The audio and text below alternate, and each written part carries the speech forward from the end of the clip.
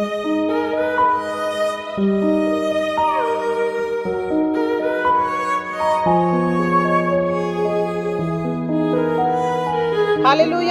கர்த்தருடைய பரிசுத்த நாமத்திற்கு மகிமை உண்டாவதாக. இந்த இணையதளம் வாயிலாக உங்களை காண்பதிலே நான் மிகுந்த மகிழ்ச்சி அடைகிறேன். இந்த பரிசுத்த வாரத்தின் 3வது நாளிலே கர்த்தர் நமக்கு கொடுத்த இந்த நல்ல வாய்ப்புக்காக ஆண்டவருக்கு நன்றி செலுத்துகிறேன். சிபிஹெச் சார்பாக நான் உங்களை வாழ்த்துகிறேன், வரவேற்றுக் கொள்கிறேன். நம் யாவரும் கண்களை மூடி ஜெபம் செய்வோம். அன்புள்ள ஆண்டவரே, உம்மை ஸ்தோத்தரிக்கிறோம், துதிக்கிறோம், ஸ்தோத்திரம் ஆண்டவரே. நீர் நல்லவரும் நன்மை செய்கிறவருமா இருக்கிறபடியினாலே ஸ்தோத்திரம் ஆண்டவரே. இந்த பரிசுத்த வாரத்திலே கர்த்தர் இப்படிப்பட்ட பாக்கியத்தை எங்களுக்கு தந்தபடியினாலே உமக்கு நன்றி செலுத்துகிறோம். இந்த ஆராதனை நீர் எங்களுக்கு ஆசீர்வதித்து தாரும் ஆண்டவரே. ஸ்தோத்திரம் ஆண்டவரே. இந்த இடத்திலே பாகம் எடுக்கிற ஒவ்வொரு பிள்ளைகளையும் ஆசீர்வதியும். இந்த இணையதளம் மூலமாய் பார்க்கிற ஒவ்வொரு பிள்ளைகளையும் கர்த்தர் ஒரு விசை கூட நீர் பரிசுத்தப்படுத்தி அவர்களை சமாதானப்படுத்தி அவர்களுடைய பாவங்களை மன்னித்து சாபங்களை மன்னித்து அவர்களுக்கு நீர் அற்புதம் செய்ய வேண்டும் என்று ஜெபிக்கிறோம் ஆண்டவரே. உம்முடைய கல்வாரி சிலுவையின் அன்பை அவர்கள் ஒவ்வொருவரும் காண கர்த்தர் கிருபை செய்யுங்க.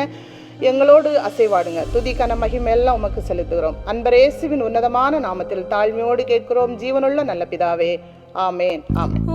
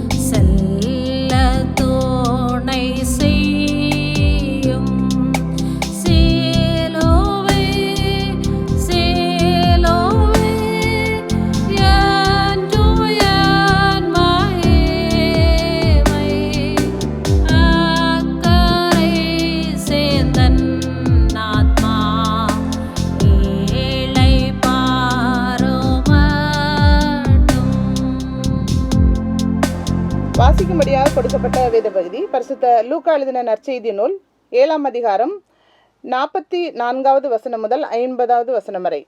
லூக்கா 7ஆம் அதிகாரம் 44 முதல். ஸ்திரீயிடமாய் திரும்பி சீமோனை நோக்கி, இந்த ஸ்திரீயை பார்க்கிறாயே, நான் உன் வீட்டில் பிரவேசித்தேன், நீ என் கால்களுக்கு தண்ணீர் தரவில்லை, இவளோ கண்ணீரினால் என் கால்களை நனைத்து தன் தலைமயிரினால் அவைகளை துடைத்தாள். நீ என்னை முத்தம் செய்யவில்லை, இவளோ நான் உட்பிரவேசித்தது முதல் என் பாதங்களை ஓயாமல் முத்தம் செய்தாள்.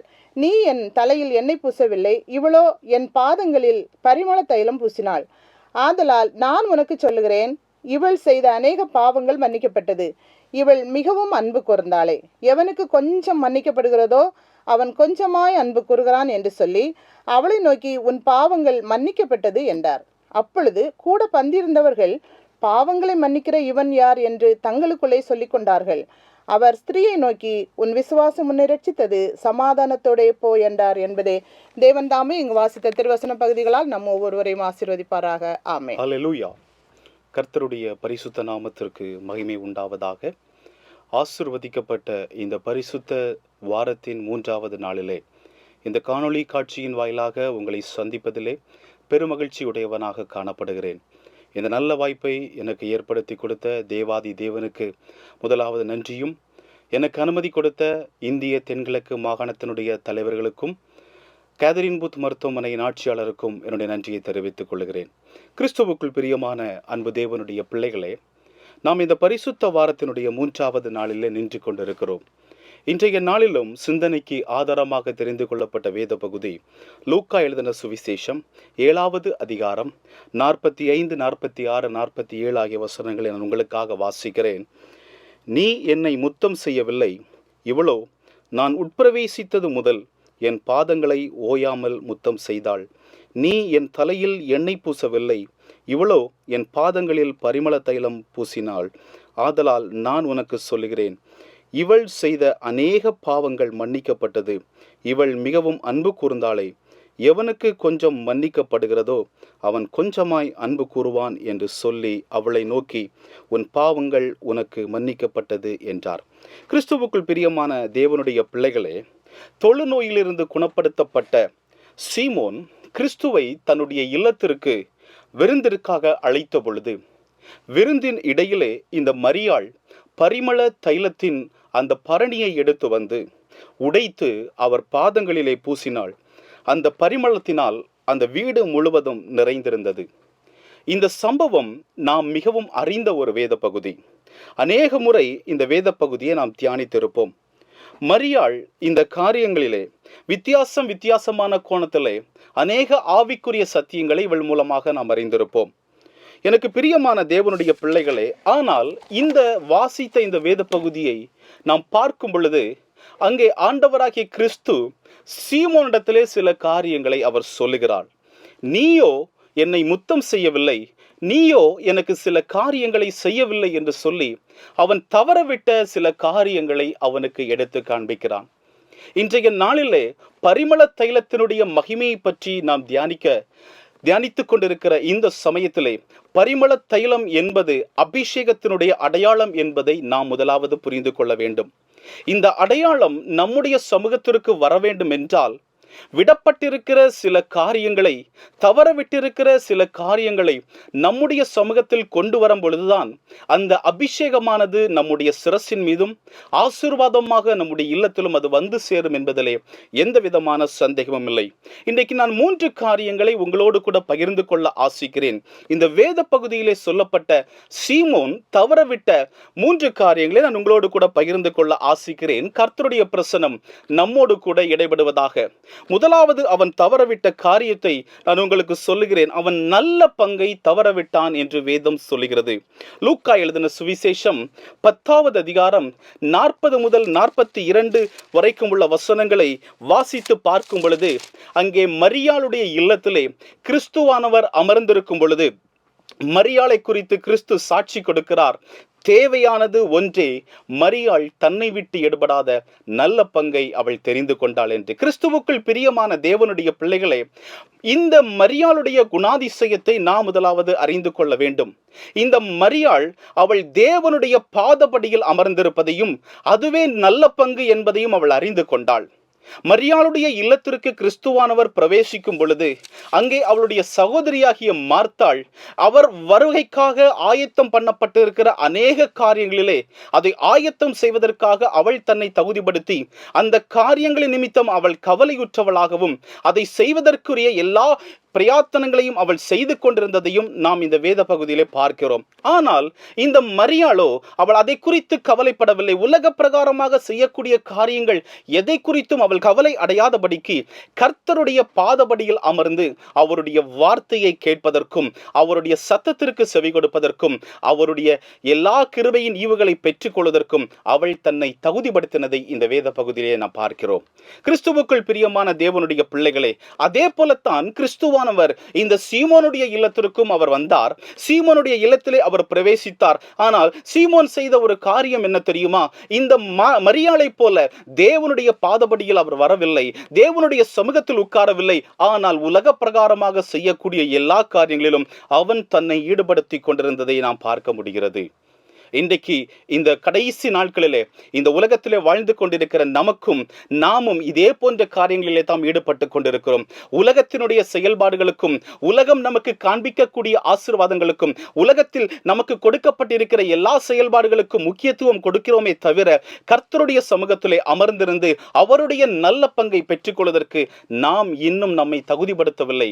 ஆகவே தான் அநேக ஆசீர்வாதங்களை நாம் இழந்து கொண்டிருக்கிறோம். எனக்கு பிரியமான தேவனுடைய பிள்ளைகளை, லூக்கா எழுதின சுவிசேஷம் 7வது அதிகாரம் 36வது வசனத்தை வாசிக்கும் பொழுது, பரிசேரில் ஒருவனாகிய சீமோன் தன்னுடனே போஜனம் பண்ண வேண்டும் என்று அவரை வேண்டிக் கொண்டான்.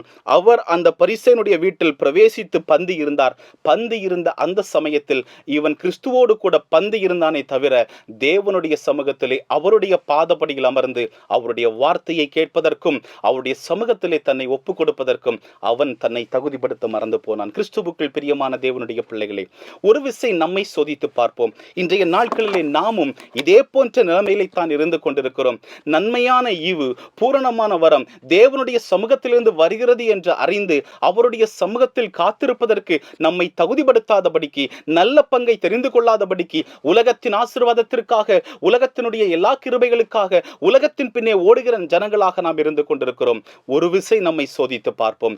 நல்ல பங்கு கிறிஸ்துவானவர், அவருடைய பாதபடியில் அமரும்படியாக நம்மை தகுதிப்படுத்துவோம். இரண்டாவதாக, இந்த சீமோன் தவறவிட்ட ஒரு காரியம், லூக்கா எழுதின சுவிசேஷம் 7வது அதிகாரம் 47வது வசனத்தை வாசிக்கும் பொழுது, ஆதலால் நான் உனக்கு சொல்லுகிறேன், இவள் செய்த அநேக பாவங்கள் மன்னிக்கப்பட்டது, இவள் மிகவும் அன்பு கூர்ந்தாளே, எவனுக்கு கொஞ்சம் மன்னிக்கப்படுகிறதோ அவன் கொஞ்சமாய் அன்பு கூறுவான் என்று சொல்லி என்று வேதம் நமக்கு தெளிவாக காண்பித்து கொடுக்கிறது.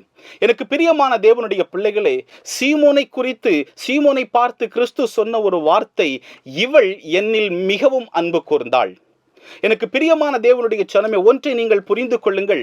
இந்த வசனத்தை நீங்கள் வாசிக்கும் பொழுது இந்த மனுஷியானவள் அவள் இன்னும் ஆசீர்வாதத்தை பெற்றுக்கொள்ளவில்லை. ஆனால் சீமோனோ ஏற்கனவே பெற்றுக்கொண்ட ஆசீர்வாதத்திற்கு நன்றி செலுத்தும் விதமாகத்தான் கிறிஸ்துவை தன்னுடைய இல்லத்திற்கு அழைத்திருந்தான். ஆனால் ஆசீர்வாதத்தை பெறாத இந்த மனுஷியோ அவள் அந்த இல்லத்திற்குள் பிரவேசித்து அங்கே பந்தி இருந்த ஜனங்களுக்கு மத்தியிலே அவள் கிறிஸ்துவனுடைய சமூகத்திலே கடந்து வந்து அவருடைய பாதப்படியில் அமர்ந்து அந்த மிகவும் விலையேற பெற்ற பரிமள தைலத்தின் பரணியை உடைத்து அவருடைய சிரசிலே ஊற்றி தன்னுடைய கண்ணீரால் அவருடைய பாதப்படியை அவள் நனைத்தாள் என்று வேதம் சொல்லுகிறது. எனக்கு பிரியமான தேவனுடைய பிள்ளைகளை, அப்படி என்றால் அவள் ஆசீர்வாதத்தை மையப்படுத்தி வரவில்லை. தேவன் என்னை ஆசீர்வதிக்க வேண்டும் என்ற ஒரு நோக்கத்தோடு கூட வரவில்லை. கர்த்தர் என்னை ஆசீர்வதித்தாலும் அவர் என்னை ஆசீர்வதிக்காவிட்டாலும் பரவாயில்லை, அவருடைய சமூகத்திலே சொல்லுவேன். ஏனென்றால் அவர் அன்பு நிறைந்த தேவன் என்பதை அவள் அறிந்து கர்த்தருடைய சமூகத்திலே வந்தாள். ஆனால் இந்த மனுஷனோ அவன் எப்படி ஒரு காரியத்தை செய்தான் தெரியுமா? அவன் முறுமுறுக்கவும் அவளை குறித்து பாவி என்று நியாயம் தீர்ப்பதற்கான ஒரு முறுமுறுப்பான வார்த்தையை இந்த மனுஷன் பேச ஆரம்பித்தான் என்று வேதம் நமக்கு காண்பித்துக் கொடுக்கிறது. ஒரு விஷயம் நம்மை சோதித்து பார்ப்போம். அன்பு நம்முடைய இருதயத்திற்குள்ளாக இருந்தது என்றால் நிச்சயமாக ஒருவரை குறித்து நாம் முறுமுறுக்க மாட்டோம், ஒருவரை குறித்து புறம் பேச மாட்டோம், எந்த காரியத்தையும் குறித்து தவறான காரியங்களை நாம் சிந்திக்கவும் அதை செயல்படுத்தவும் மாட்டோம். ஆனால் அந்த மனுஷனோ அப்படி ஒரு காரியத்தை அவன் முறுமுறுக்க ஆரம்பித்தபடியினாலே கிறிஸ்துவனுடைய அன்பை அவன் இழந்து போனான் என்று வேதம் சொல்கிறது. அதனாலே தான் சீமோனை பார்த்து கிறிஸ்து சொல்கிறார், இவளோ மிகவும் என்னில் அன்பு கூர்ந்தாள். எனக்கு பிரியமான தேவனுடைய பிள்ளைகளை, இன்றைக்கு நம்முடைய குணாதிசயத்தை நாம் ஒரு விசை சீர்தூக்கி பார்க்க வேண்டிய ஒரு கட்டாயத்தில் இருந்து கொண்டிருக்கிறோம். நம்முடைய சமூகத்திலும் இந்த காரியங்கள் காணப்படுகிறதா? இவைகள் தேவனுடைய அபிஷேகமாகிய அந்த பரிமள தைலத்தினுடைய ஆசீர்வாதம் நம்முடைய சமூகத்தில் வருவதற்கு தடையாக இருக்கக்கூடிய காரியங்கள். உணர்ந்து கொள்ளுவோம், இதை நம்மை விட்டு நீக்குவதற்கு நம்மை தகுதிப்படுத்துவோம். கர்த்தர் நம்மை அதிகமாய் ஆசீர்வதிப்பாராக. கடைசியாக அந்த மனுஷன் செய்த ஒரு காரியம், மார்க் எழுதின சுவிசேஷம் 14வது அதிகாரம் 7வது வசனத்தை வாசிக்கும் பொழுது கிறிஸ்து சீமோனை பார்த்து சொல்லுகிறார், நானோ எப்போதும் உங்களிடத்தில் இரேன். அப்படி என்றால் தேவன் அவருடைய சமூகத்தில் இருக்கும் பொழுது அவரை நாம் சரியாக பிடித்து கொண்டு அவருடைய ஆசீர்வாதத்தின் ஈவுகளை பெற்றுக்கொள்வதற்கு நாம் நம்மை தகுதிப்படுத்த கடமைப்பட்டுள்ளோம். இந்த சீமோனோ சரியான நேரத்தை பயன்படுத்துவதற்கு தவறிவிட்டான். இந்த காரியத்தை பற்றி மார்க் கூறும் பொழுது அவர் தெளிவாக சொல்லுகிறார், நல்ல பங்காகிய தேவனின் அன்பை பெற ஏற்ற சமயத்தை இந்த சீமோன் தவறவிட்டான். எனக்கு பிரியமான தேவனுடைய பிள்ளைகளே, இந்த பாவியாகிய அந்த மரியாள் அந்த பந்தி இருந்த இல்லத்திற்குள் பிரவேசிக்கும் பொழுது அங்கே மற்ற ஜனங்கள் அவளை குறித்து முறுமுறுத்தார்கள், அவளை தடை செய்வதற்கும் எத்தனம் பண்ணி இருப்பார்கள்.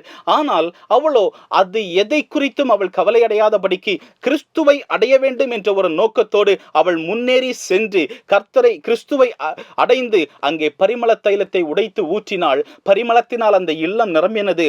ஆசீர்வாதத்தின் ஈவுகளை அவள் பெற்றுக்கொண்டாள். காரணம், இந்த ஒரு சமயத்தை நான் தவறவிட்டேன் என்றால் இனிமேல் என் கிறிஸ்துவை அடைவது எனக்கு அது மிகவும் கடினமாக இருக்கும் என்று அவள் அறிந்து இந்த உலகத்தினுடைய தடைகள் எதை குறித்தும் கவலையடையாதபடிக்கு தேவனை அவள் உறுதியாக நெருங்கி சென்று அவளை அடைந்தார் என்று இந்த வேத பகுதியை நாம் அறிந்து கொள்ள முடியாது. அதே போலத்தான் கிறிஸ்துவானவர் சீமோனுடைய இல்லத்திற்குள்ளாக இருக்கும் பொழுது அவனால் கிறிஸ்துவை அடைய முடியவில்லை. காரணம், அவன் நேரத்தை பயன்படுத்தவில்லை, அன்பை தன்னுடைய இதயத்திற்குள்ளாக வைக்கவில்லை. நல்ல பங்கு எது என்பதை அவன் அறியாதபடிக்கு இருந்தபடினாலே தான் ஆசீர்வாதத்தை பெற்றுக்கொள்ள முடியவில்லை. இந்த வார்த்தைகளை கவனித்துக் கொண்டிருக்கிற கிறிஸ்துவுக்குள் பிரியமான அன்பு தேவனுடைய பிள்ளைகளே, நாம் ஏற்ற சமயத்தை சரியாக பயன்படுத்தி கொண்டிருக்கிறோமா? இல்லை, ஆசீர்வாதத்திற்குரிய ஏற்ற காலம் வரட்டும் என்று சொல்லி ஆசீர்வாதத்தின் நல்ல சமயத்திற்காக நாம் இன்னும் காத்து கொண்டிருக்கிற ஜனமாக இருக்கிறோமா? ஒரு விசை நம்மை சோதித்து பார்ப்போம். எல்லா நேரமும் கடவுளால் உண்டாக்கப்பட்ட ஒரு நேரம், எல்லா நேரமும் கடவுளால் உண்டாக்கப்பட்ட நல்ல சமயம். இந்த சமயத்திலே கர்த்தரை நாம் தேடும் பொழுது சரியான நேரத்திலே நாம் அவரை கண்டடைய முடியும். அவரை தேடக்கூடிய சமயத்திலே நாம் தேடினோம் என்றால் நிச்சயமாக அவரை கண்டடைந்து ஆசீர்வாதத்தின் ஈவுகளை நம்மால் சுதந்திரித்துக் கொள்ள முடியும். இந்த வார்த்தைகளை கவனித்துக் கொண்டிருக்கிற கிறிஸ்துவுக்குள் பிரியமான அன்பு தேவனுடைய பிள்ளைகளே, நாம் இன்றைக்கு அநேக சமயத்தை, அநேக நேரங்களை நாம் வீணாய் செலவழித்துக் கொண்டிருக்கிறோம். ஆனால் ஒரு விசை சோதித்து பார்ப்போம். சமயத்திலே கர்த்தரை கண்டடையக்கூடிய சமயத்திலே கர்த்தரை நாம் தேடும் பொழுது மாத்திரமே அவர் நம்முடைய சமூகத்திலே வந்து சேருவார், ஆசீர்வாதங்களை கொடுப்பார். கிறிஸ்துவுக்குள் பிரியமான தேவனுடைய பிள்ளைகள், இந்த சீமோனை போல அநேக ஆசீர்வாதங்களை நாம் தவறவிட்டு கொண்டிருப்போம் என்றால் இன்றைக்கு உணர்வடைவோம். நல்ல பங்கு கிறிஸ்து அவரை தவறவிடாதபடிக்கு கடவுளுடைய சமூகத்திலே வந்து அவருடைய அன்பை பெற்றுக்கொண்டு சரியான நேரத்தில் அவருடைய சமூகத்தில் நம்மை ஒப்பு கொடுப்போம். நிச்சயமாக அந்த பரிமளத்தினுடைய ஆசீர்வாதம் நம்முடைய சிரசின் மீதும் அது ஊற்றப்பட்டு அந்த பரிமளத்தினால் இந்த உலகம் முழுவதும் கர்த்தருடைய அன்பை நம்மில் இருந்து அது பெற்றுக்கொண்டு நம் மூலமாக கிறிஸ்து இந்த உலகத்திலே பிரகாசிப்பார் என்பதிலே எந்த விதமான சந்தேகமில்லை. ஆகவே தேவ சமூகத்திலே நம்மை ஒப்பு கொடுப்போம். தவறவிட்ட காரியங்கள் எவை என்று ஒரு விசை ஆராய்ந்தறிந்து அந்த தவறவிட்ட காரியங்களிலே கிறிஸ்துவனுடைய சமூகத்திலே நம்மை அர்ப்பணிப்பதற்கு நம்மை ஒப்புக் கொடுப்போம். கர்த்தர் தாமே இந்த சிறிய வார்த்தையின் மூலமாக இன்னும் நம்மை அதிகமாய் அவர் ஆசீர்வதிப்பாராக. ஆமேன். ஹல்லேலூயா. யாவரும் ஜெபம் செய்வோம். அன்பும் இரக்கமும் கிருபை நிறைந்த நல்ல ஆண்டவரே, மனமகிழ்ச்சியும் ரம்யமான அந்த நல்ல விளைக்காக நன்றியோடு உம்மை துதிக்கிறோம், உம்மை ஸ்தோத்தரிக்கிறோம், உம்மை வாழ்த்துகிறோம், உம்மை வணங்குகிறோம். சுவாமி, வருடத்திற்கு ஒரு முறை ஆண்டவரே ஸ்தோத்திரம், இந்த பரிசுத்த வாராதனாய் ஆண்டவரே நாட்களிலே உம்மை குறித்து அதிகமாய் சிந்திக்கிற நல்ல ஸ்லாக்கியத்தை நினைத்து நாங்கள் ஆண்டவருக்கு நன்றி செலுத்துகிறோம். சுவாமி, ஆண்டவரே ஸ்தோத்திரம், இந்த நாளில் நாங்கள் சிந்தித்த நல்ல தலைப்பிற்காக நன்றி. மரியாள் தன்னை விட்டு எடுபடாத நல்ல பங்கை தெரிந்து கொண்டாள். ஆண்டவரே ஸ்தோத்திரம், அதன் மூலமாய் தேவனுடைய அன்பை அவள் ருசித்தாள். சரியான நேரத்திலே அதை ருசித்தாள் என்று நாங்கள் சிந்தித்த செய்தியின் பிரகாரமாக ஆண்டவரே ஸ்தோத்திரம், நாங்களும் எங்களுடைய வாழ்க்கையிலே ஆண்டவரே ஸ்தோத்திரம் எங்களுக்கு கிடைக்கிற நேரத்திலே எதை நாங்கள் தெரிந்து கொள்ள வேண்டும், எந்த அன்பை ருசிக்க வேண்டும், எந்த நேரத்திலே என்பதை நாங்கள் புரிந்து வாழ ஆண்டவர் எங்களுக்கு உதவி செய்யும்படியாக ஜெபிக்கிற ராஜா. ஆண்டவரே ஸ்தோத்திரம், இதில் பங்கெடுத்த எல்லா ஊழிய பிள்ளைகளையும் ஆசீர்வதிப்பீராக. இதை கேட்டுக்கொண்டிருக்கிற ஒவ்வொருவரையும் ஆண்டவர் ஆசீர்வதிப்பீராக. நாங்களும் எங்களுடைய வாழ்க்கையிலே ஆண்டவரே ஸ்தோத்திரம் எடுபடாத நல்ல பங்கை தெரிந்து கொள்கிற ஸ்லாக்கியங்களை ஆண்டவர் எங்களுக்கு தரும்படியாய் ஜெபிக்கிறோம். சுவாமி, ஆண்டவரே ஸ்தோத்திரம், உம்முடைய பார்வையிலே எது உண்மை, எது நேர்மை, எவைகளை நாங்கள் தெரிந்து கொள்ள வேண்டும் என்கிற நல்ல எண்ணங்களையும் சிந்தனைகளையும் ஆண்டவர் எங்களுக்கு தரும்படியாக நோக்கி நாங்கள் ஜெபிக்கிறோம். சுவாமி, ஆண்டவரே ஸ்தோத்திரம், ஒரு முறை கூட ஆண்டவரே எங்கள் அனைவரும் உடைய சமூகத்துக்கு நேராக தாழ்த்துகிறோம். ஆண்டவரே, எங்களுடைய வாழ்க்கையிலே ஆண்டவரே சில வேளைகளிலே ஆவிக்குரிய ஜீவியத்திலே நிறைய காரியங்களை நாங்கள் தெரிந்தெடுப்பதற்கு தவறி இருக்கலாம். எல்லாவற்றையும் மாற்றி போட்டு ஆண்டவரை ஏற்ற வேளையிலே எது எங்களுக்கு தேவை என்பதை புரிந்து நாங்கள் நல்ல காரியங்களை தெரிந்து உம்முடைய ஆவிக்குரிய ஜீவியத்திலே முன்னேறி செல்ல ஆவியானவர்களை தகுதிப்படுத்தும்படியாய் ஜெபிக்கிறோம். ஒரு முறை கூட எங்கள் அனைவரையும் உடைய சமூகத்திலே தாழ்த்துகிறோம், ஒப்பு கொடுக்கிறோம். இவையாவும் இயேசுவின் நாமத்தினாலே ஜெபிக்கிறோம் ஜீவனுள்ள நல்ல பிதாவே, ஆமென். நம்முடைய கர்த்தராகிய இயேசு கிறிஸ்துவின் கிருபையும் பிதாவாகிய தேவனுடைய அன்பும் பரிசுத்த ஆவியானுடைய ஐக்கியமும் சிநேகமும் ஆசீர்வாதம் இன்றும் என்று சதா காலம் எல்லாரோடு கூட இருப்பதாக. ஆமென். ஆமென்.